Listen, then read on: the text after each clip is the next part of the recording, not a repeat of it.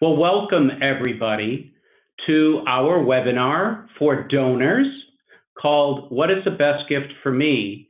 My name is Jim Murphy. I'm the Managing Program Director at the Episcopal Church Foundation, and you'll hear more about ECF in just a moment. I am very happy to be joined by two of my great colleagues on our endowment, planned giving and donor solutions team. Josh Anderson, our Associate Program Director, who you'll hear from shortly, as well as Brad Roberts, our Assistant Program Director. It's wonderful for you to join us tonight. We very much appreciate it. Our goal is to try and have everything wrapped up by right around 7:30 or 7:40. But if you are not with us live and listening to this on a recording, it's wonderful for us to have you listening in that way too. This webinar is specifically focused on donors, but we do know that many of you out there are leaders at your congregation. So please do listen with both hats on. It will greatly benefit both you as well as the members of your congregation taking this information back. And we will, of course, have this recording. We will have this webinar recorded so that you can play it back as you need it in the future. So there we go. Sorry, we had a delay on the screen. A very quick recap about the Episcopal Church Foundation. For those of you who may not know us, the Episcopal Church Foundation is an independent and lay-led organization. We've been around for 70 years as of this year. We focus on the empowerment of leaders in congregations, dioceses, and other Episcopal entities like schools and camp and conference centers all throughout the country to help you enhance your capacity in every way, including leadership and financial resource development. We do this in those two main ways of focusing on leadership and financial resource development. Many of you are familiar with our Vital Practices site or perhaps our vestry resource guide. And you may also be familiar with a variety of things we do in educational events, our fellowship partner program, and other initiatives which we do to raise the capacity of leadership throughout the Episcopal Church and all of its dioceses and other entities. We also have a variety of financial resource programs, such as our Capital Campaign program, where we can work with a congregation of any size when they need that very particular and unique expertise. So we can work with them on a sliding fee scale based upon their operating income. In addition, there are the areas that I oversee, which are planned giving. We're the main planned giving resource for the entire Episcopal Church and have been so for many years. In addition, we oversee our endowment management program, which continues to grow at a rapid pace. We are closing in on $350 million and over 280 clients, from small parishes to large dioceses and endowed parishes all throughout the country. In addition, which you'll hear a little bit more about tonight, we can also help individuals with creating a donor-advised fund. And I will let others talk about that as we proceed in our webinar tonight. And we have a delay on our screen, there we go. So I often am stating the obvious. Those of you who either work with me or know me well often know that I do that. But I think it's helpful for us just to remember that every individual is obviously unique. Each individual person and their family have situations which are different from others. So there is rarely one way for someone to handle, a single way to handle their giving. And every person needs to reflect on what is appropriate for them in their situation. And that also entails what cycle of life they are currently in. And for all of you who are on the line tonight, you will notice that we'll be talking about, in some cases, larger gifts, which with the recent changes to the tax law that you'll hear more about shortly, there is some encouragement for individual donors to make larger gifts in particular years that are more beneficial to them. So our purpose here tonight is to quickly go through, in light of the new tax law changes, as well as in light of the many ways in which you could give a gift to the Episcopal Church Foundation or to any particular entity, your local parish, a diocese, or any charity, that you do reflect on what is the right gift for you, given your particular situation, and what is the right life cycle gift, because different gifts may be appropriate for different people at different times of their life. So that's what we're seeking to cover. I'm going to let my colleagues do the majority of talking tonight, which, again, for those of you who know me, is quite rare. I'm usually the one dominating the conversation, so I'm very happy to take a back seat. And while I'm taking that back seat, please know that if you have any questions, since all of you are on mute, that you can simply type in your question in the Q&A section as you float over the different options which pop up for this webinar. You may type in your question, and we will do our very best at multiple times to try and answer those. If we can't answer every question, we will certainly follow up with you directly after the end of this webinar. But without further ado, I'd like to turn over the floor to Brad Roberts, our Assistant Program Director, who will give us some insight into donor giving, as well as the types of gifts which people can give. Go ahead, Brad. All right, thank you, Jim. Well, the first question we want to ask is, what can donors give? First and foremost, the most obvious is cash. And we like to think, when you think about cash, don't just think of cash as I'm just going to write a check. You can give cash through your credit card. You can give cash through setting up automatic withdrawals, and so there's just other different ways to think about cash. Appreciated assets. This is most commonly associated with securities. Could be any other type of appreciated asset, but it's mostly stocks that people want to give, and they do that because they want to avoid the capital gains tax associated with that stock. Estate planning and various plan gifts. I will touch on plan gifts here in just a little bit.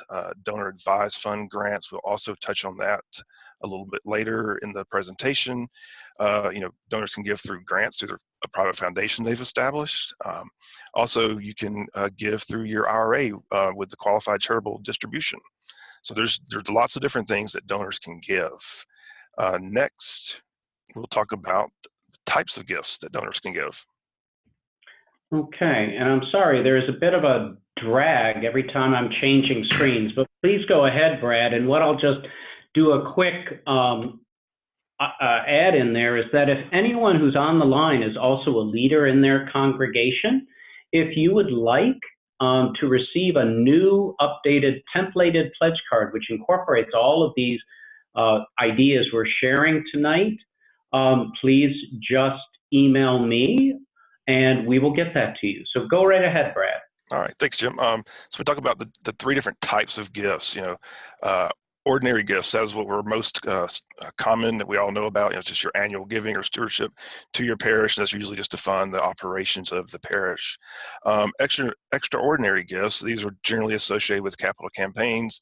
Their specific use for something like enhancing facilities or organ or something like that. These usually come from assets, either accumulated cash or appreciated assets that we talked about earlier. And then we have the ultimate gifts and the planned giving. And these are about the future ministry of the parish. And these are generally funded through estates or retirement assets. And I believe we're going to go to Josh next. Yes, we are. And unfortunately, I keep getting a delay. And so I apologize that. Josh Anderson, our Associate Program Director, will you please give us a review of some of the changes that have occurred with the tax update? Yes, absolutely. I know that this is This is an area that has been on a lot of folks' minds for the last, I'd say 18 months or so, since the changes were announced in late 2017 and went into effect for 2018.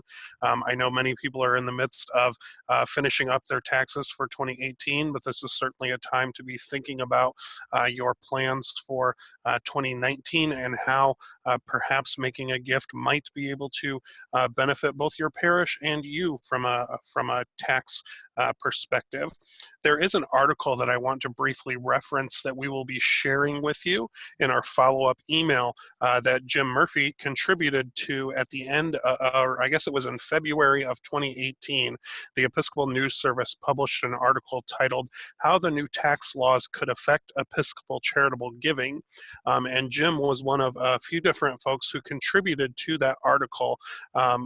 People throughout the church who are in the midst of doing this work, and Jim has contributed that, and we will share that article with you as well.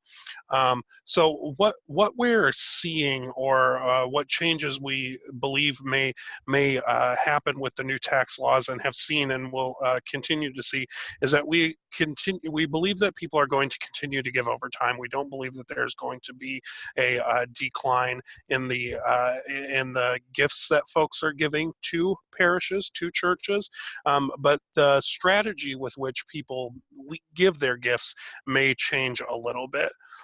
One thing for those of you who are leaders in your parish to keep in mind is that we're always wanting to focus on building trust and relationships with potential donors in our congregations to ensure that those gifts do continue to come in as we expect that they will.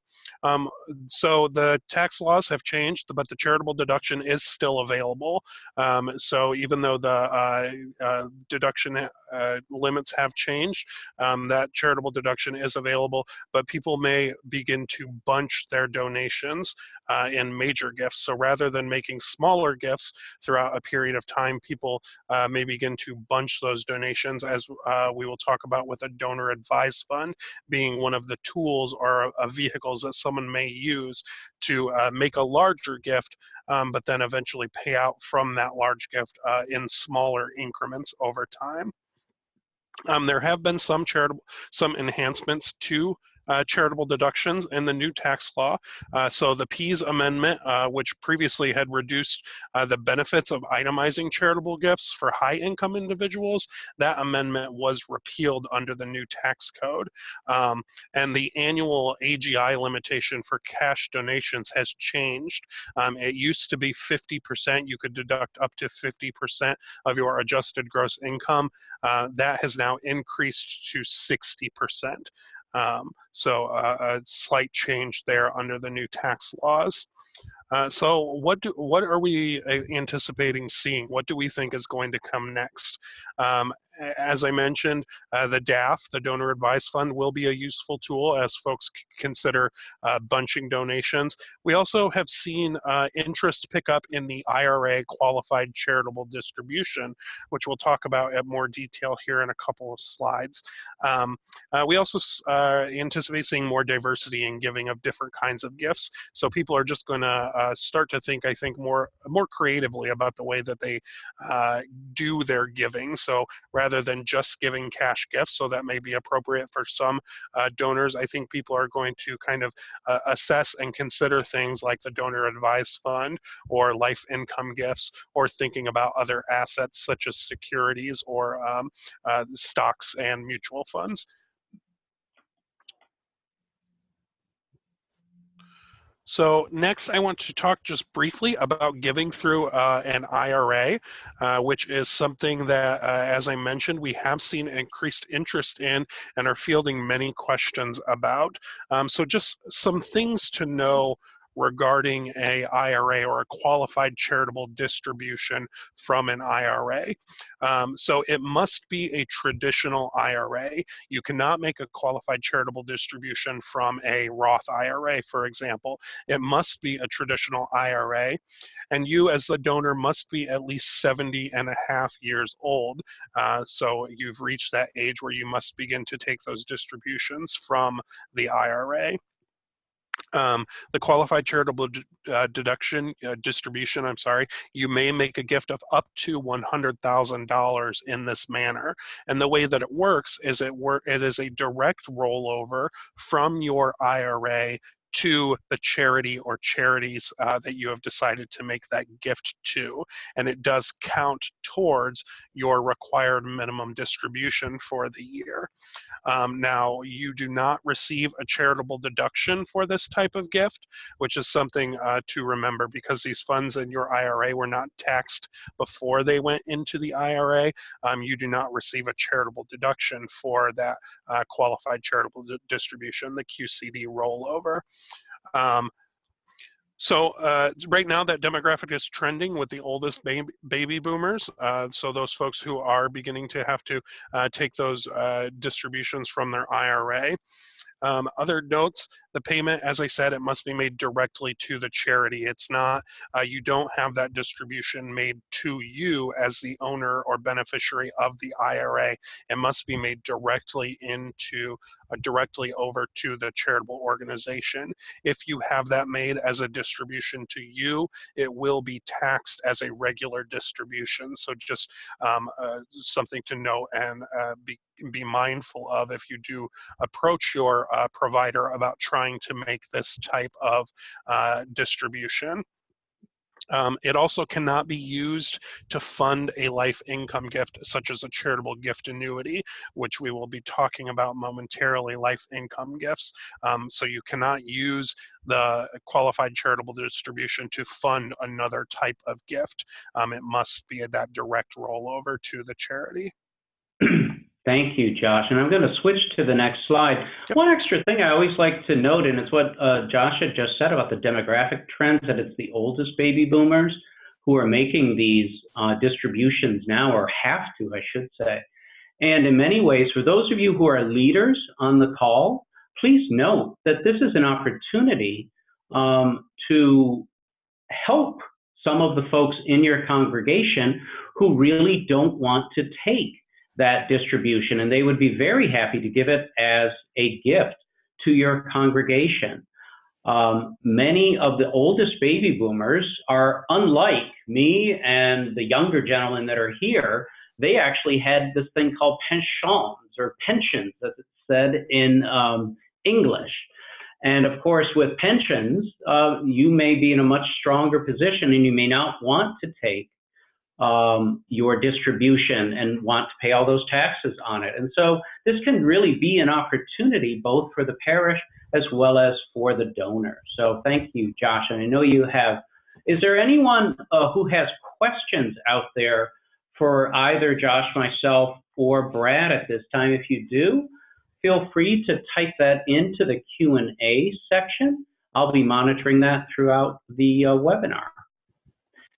So, Josh, why don't you continue on with planned giving, and I'll just monitor questions. Perfect. Thanks, Jim. So planned giving or legacy giving, and what is so special about this type of gift, I just want to touch on briefly. So just a quick summary here. Planned giving, when you're making a planned gift, you're really focusing in on the future of the organization that you are making that gift to.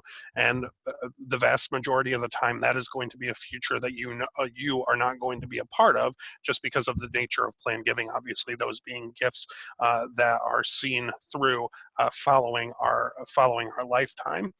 So because of that, that kind of leads into the next point here, which is that planned gifts are often those gifts that are going to mean the most to us. There are two organizations that we're most passionate about, whose mission, and in the case of our parishes, whose ministry we really care about funding beyond our own lifetime.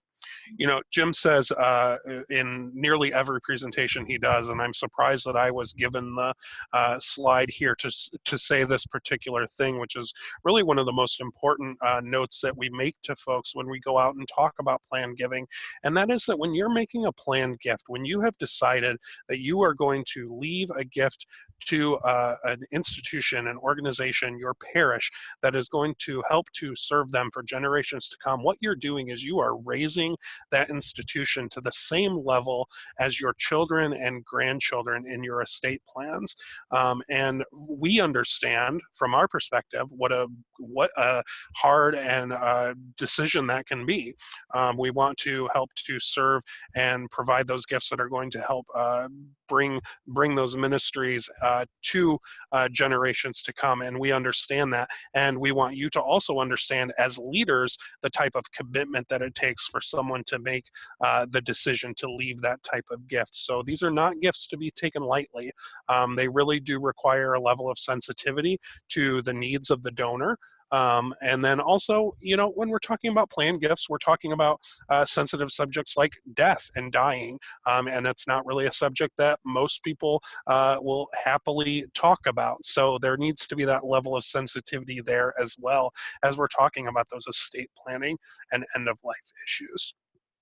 As I mentioned earlier, and this is really key, and we say it over and over again, building trust is a key factor. You must have that level of trust, not just as a leader in your parish, helping to build that level of trust from the parish to the donor, but you as potential donors must have the trust in the leadership of your parish that they are going to treat your gift with the care and the care that you took in making the plans and putting everything in place to be able to make that gift to the organization. So one of the that's really one of the most important things to consider. I just want to touch briefly on the various types of planned gifts. There are many different types, as you see here on this list. I just want to do high touches on a few of them and talk a little bit more detail about some of them. The vast majority of gifts that people are going to make when it comes to planned gifts are going to be bequests through a will or through a trust, allocations through those particular vehicles. So 80% of the gifts that organizations receive, planned gifts that organizations received, are going to come to them through this manner. I'm going to come back to life income gifts. I just want to touch briefly on a couple of the others here at the bottom, some of these special asset gifts. So you can make gifts from a tax-deferred account. We already talked a little bit about the IRA for the qualified charitable distribution, but you can also use your IRA or other tax-deferred accounts such as a 401k or a 403b. For those of you who work in the nonprofit field, you can use those particular accounts to leave planned gifts as well, naming charitable organizations as a beneficiary of those accounts. That is one thing you can do. You can also do the same thing with life insurance. One note I would make about life insurance, it's important that if you are going to name a charitable organization as a beneficiary of your life insurance policy, you should let the organization know that you've done that. And the reason I tell you that is because insurance companies not all states require insurance companies to notify charitable beneficiaries if someone has passed away and they've made provisions with their life insurance policy to leave a gift to that organization. So you, as the organization, may have to go to the life insurance company and say, oh, we know that we are a beneficiary of this policy. Mr. or Mrs. So-and-so passed away, and following up with the insurance company in order to see that gift through. Now, that's not to say that all life insurance companies would do that if they had that option open to them, but there may be companies out there who might not be eager or willing to seek out those charitable beneficiaries. Real estate, you can use real estate to leave a gift. You can leave a gift of real estate to charitable organizations. I would advise that you check with the organization to see what their gift acceptance policies allow and don't allow, to ensure that they are able to receive that particular type of gift that you are trying to leave to that organization. You can also use real estate to fund a life income gift, a charitable remainder trust, for instance. So if you had a piece of real estate that you wanted to put into trust and then sell to fund that trust, that is possible as well.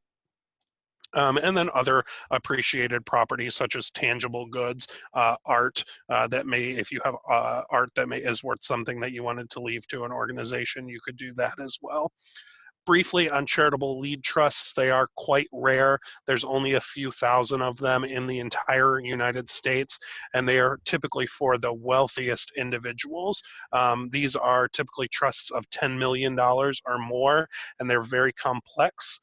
So if you are someone who is blessed and wishes to set up that particular type of gift, there are resources to help you in doing that, and we can help try to point you in that way. But as I said, they are rare, and there are very few of them in the United States in total.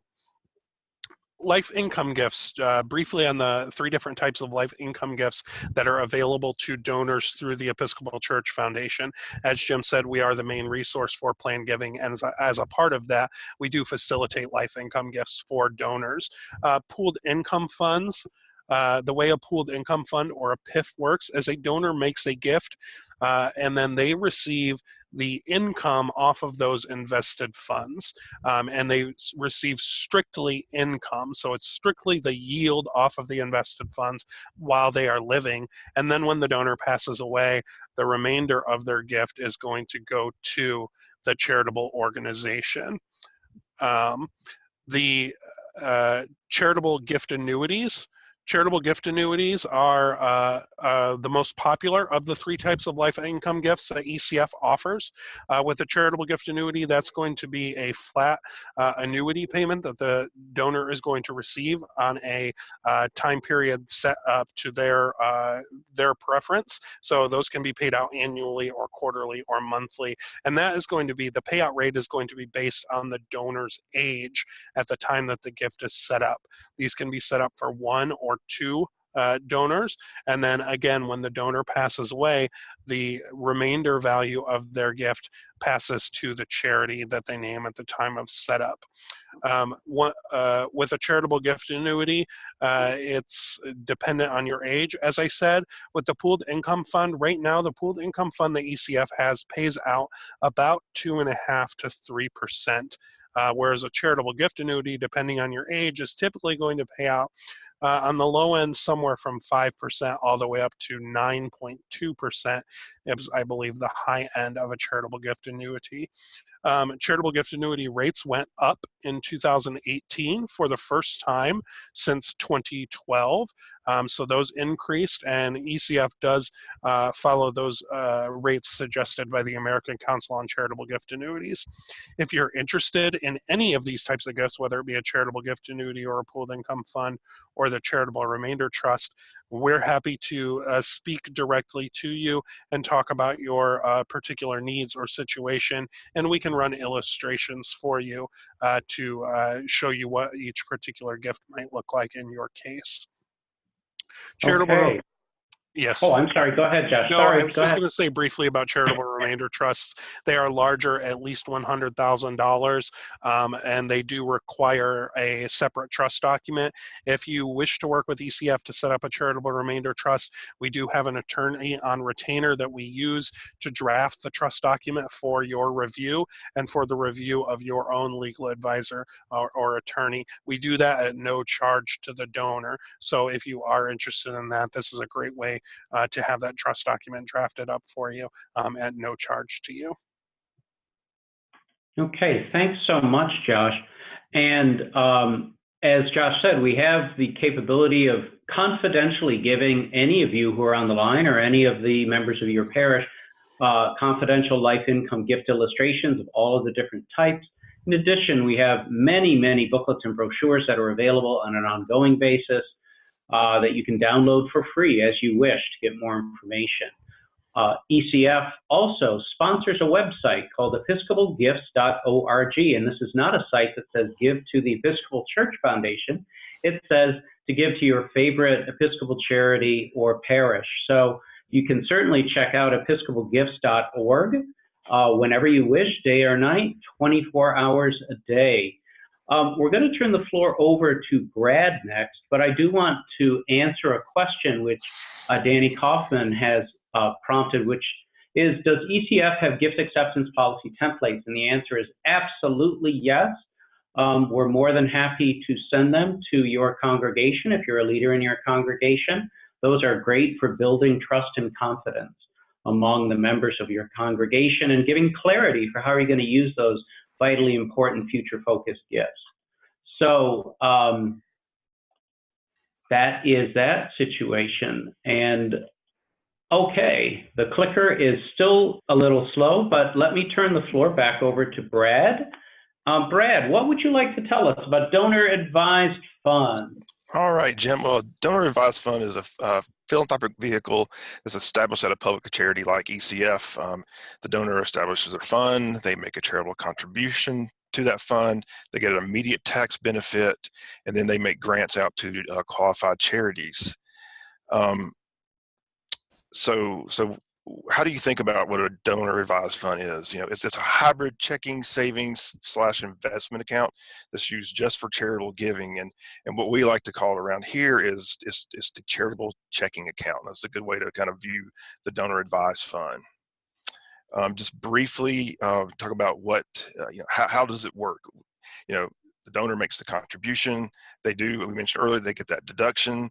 The administrator takes care of all the backroom issues with it and sending out the checks and all that kind of stuff. And then the donor makes its grants out. So we've seen the latest data we have is 2017. There's been a really big shift in donor advised funds to smaller balances, smaller donor advised funds. Before then, they were usually a much bigger accounts, but the new tax laws made this more accessible for a wider audience. And actually, in 2017, there's been a 60% increase in the number of DAFs out there. So as you can tell, it's really making a big difference with access to these.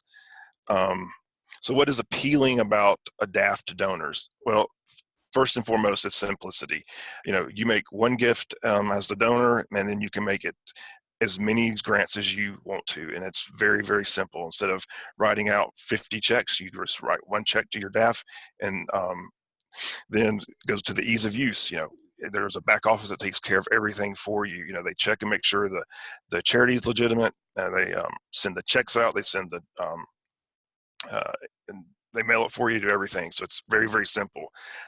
It's flexible. You can give now or you can give later. So it's whatever you feel like as a donor you would like to do with it. And we, the DAF, you can customize it to your needs. You may want to make your contribution, then let it sit there for a while and hopefully grow with market appreciation, then give some gifts out. And it can be anonymous if you want it to be. We don't see that very often here, especially given to parishes.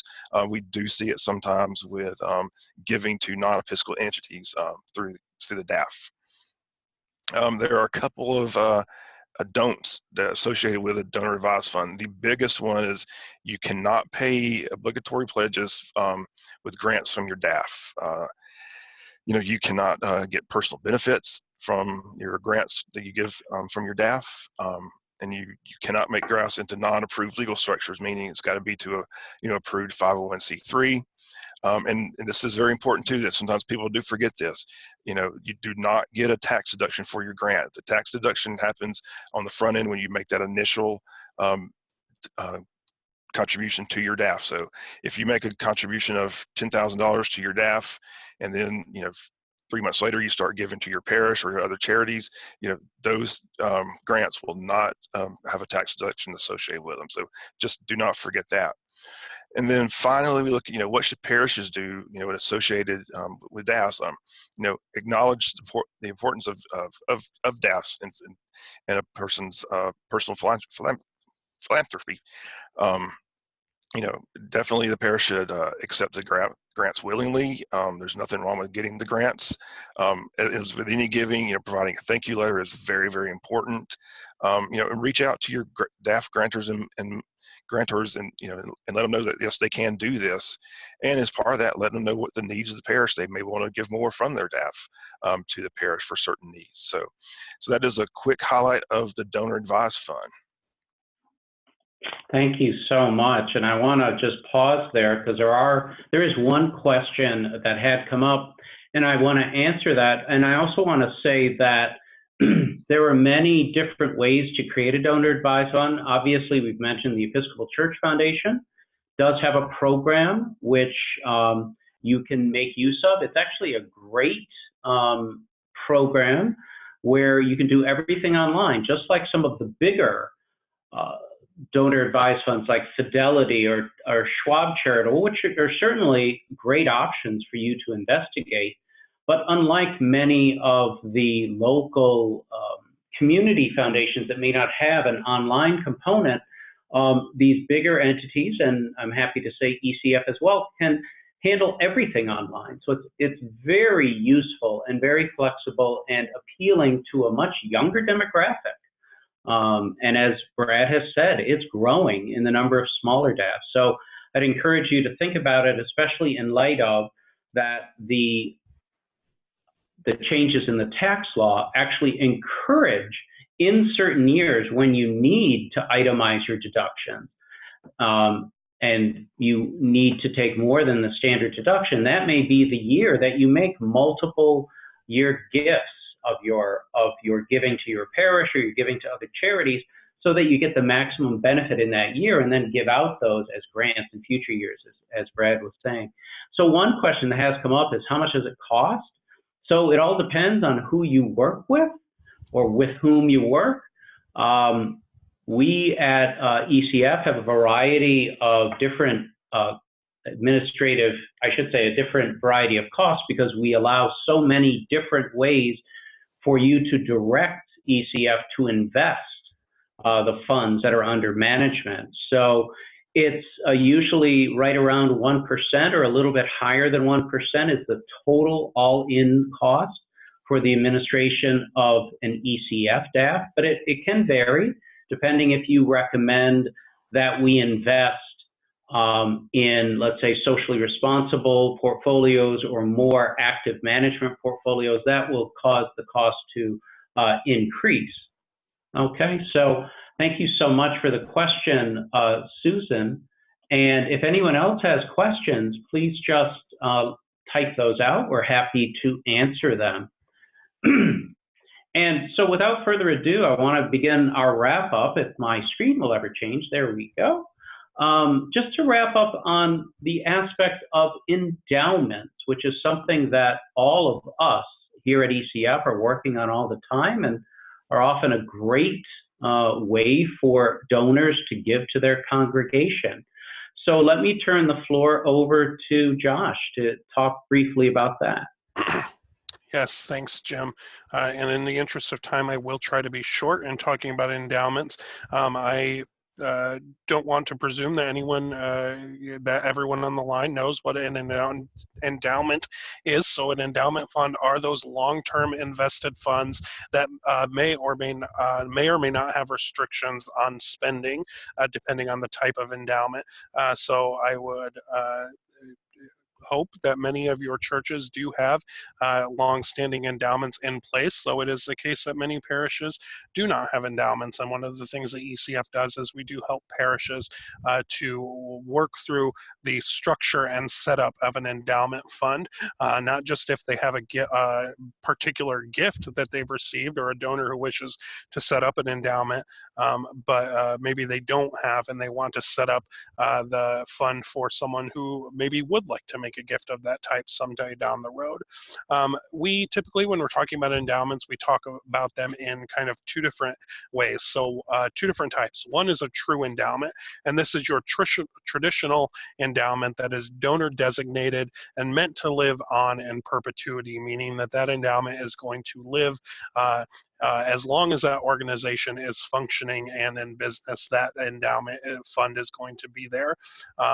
And then the second type is a quasi-endowment. And this is an endowment where in our parishes, these are funds that our vestries set aside to be treated like a true endowment, but they are designated by the vestry as such and not restricted by a donor in their initial funding of that fund.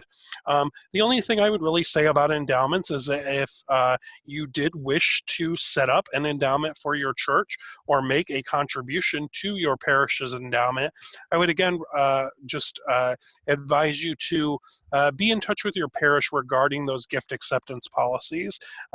See what options are available to you as a donor to make a gift to the endowment, what type of restrictions the parish may place on you as the donor to place restrictions on your gift. Some parishes may have a threshold. For example, if you wanted to restrict your gift to a particular purpose or a particular ministry, the parish may have in their gift acceptance policies that there is a minimum threshold for that type of gift, or a minimum threshold for setting up a new particular fund within the endowment.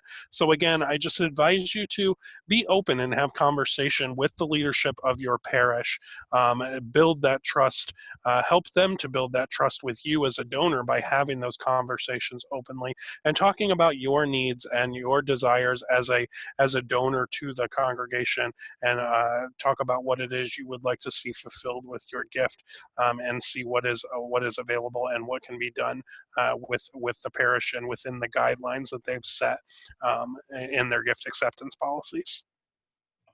Okay, well, thank you, Josh. As we wrap up here, I'll take this last question from Susan in just a moment. But all of us here at ECF are here to serve you, and part of that service is to have all of our webinars that we do, to have them recorded. There is, for those of you out there that are prospective donors of planned gifts, we have a donor webinar for you to listen to in that. We also have a more comprehensive, which goes into much greater detail than Josh was able to do tonight. We also have one on donor advised funds, which again goes into much greater detail, and should be able to help you as you consider that as an option for you. And all of us, as I say, at the Episcopal Church Foundation are here to assist you, to help build up your parishes and other religious organizations. And I'm very pleased that I was able to be joined by my great colleagues, Josh and Brad. Both Josh, Brad, and I can always be contacted if you have questions regarding any of the things that we were talking about today, especially in the area of life income gifts, which we do for the entire Episcopal Church, and of course for our new donor advised fund, which is really a great tool. And after investigation, you may well find this is a great tool for you and your giving. So the last question of the night from Susan is, if one typically makes donations each year for more than the standard deduction, does the option of a DAF still make any sense? Certainly, if you're giving at a level that with the other deductions you would take from that limited $10,000 for local taxes and mortgage interest and other things, if you do exceed the standard deduction, you can simply just, of course, give every year. That's wonderful and demonstrates a tremendous generosity for those of you who are in that situation. However, not everyone will be in that situation, and some people will need to make larger bulk or batch gifts in 1 year. And in addition, some people may find it just much more convenient. We have several donors that we work with that find the DAF just utterly convenient because they can do everything online. They make regular donations through deposits and through transfers of stock into their donor advised fund in small amounts. And then they make numerous gifts all throughout the year. And we have some who operate differently. So it really depends on your situation and what fits you best. But thank you so much for that question. We can certainly take others if people would like to insert them. But as we wrap up for the night, thank you all so much for joining us. It's our privilege to be able to serve the Episcopal Church, to build up its leaders and its members. So please do avail yourself of the different services. Check out our website. We'll be sending emails to everyone who attended tonight's webinar with a recording of this webinar, which you're welcome to share with friends, as well as the templated pledge card, which you can share with your leadership. And if there's anything more that we can do to support the efforts of your congregation to build up your financial resources and to enhance your capacity for doing greater leadership, please let us know. Thank you, Josh and Brad, for tonight. And have a great evening, everyone. Thank you. Thanks, everyone. Bye.